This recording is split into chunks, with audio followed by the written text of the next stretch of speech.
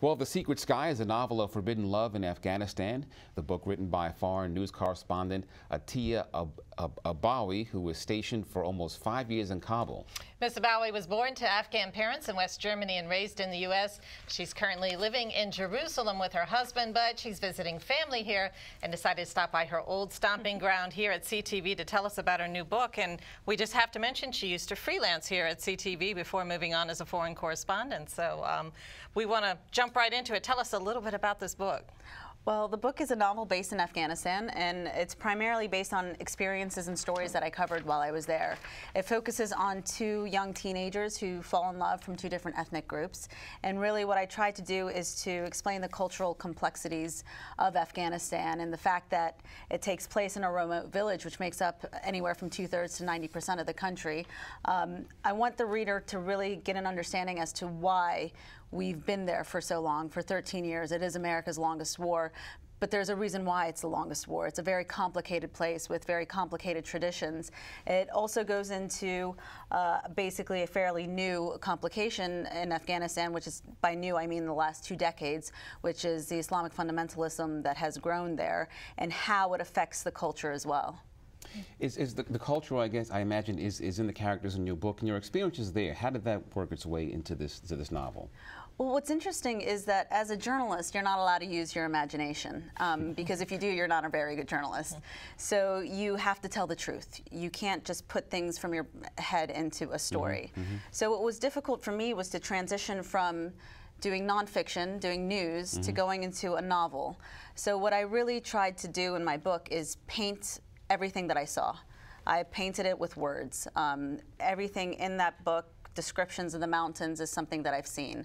The people, the characters, the clothing, it's people that I've seen and talked to. The emotions felt are the emotions that I've felt or I've interviewed people feeling. Everything in my novel, to the best of my ability, I've tried to make sure that it's 100% accurate to the situation of contemporary Afghanistan.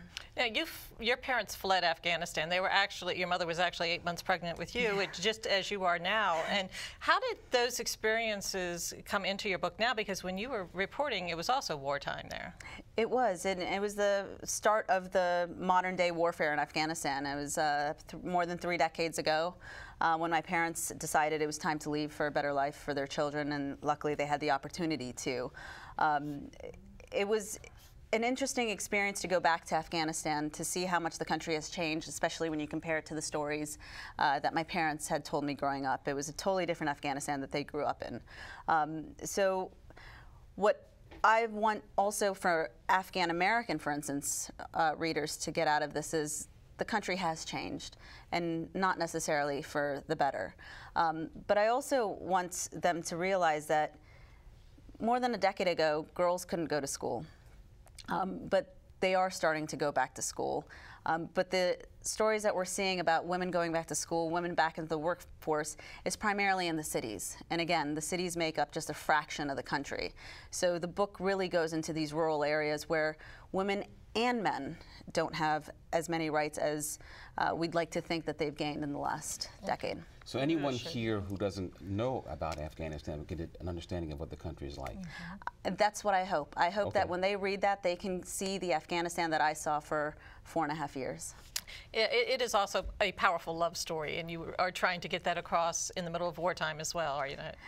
Absolutely, and I'd like to go into the fact that it might be a love between a young boy and a young woman, but it's also love of family. There's more than just the love story of a male and a female falling in love. There's family love in a country, basically in any country in the world, including in Afghanistan.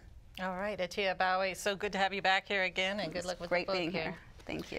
Okay, we do want to show you this book one more time, The Secret Sky. It's available online and in bookstores, and you can follow the author on Twitter at Atia Abawi.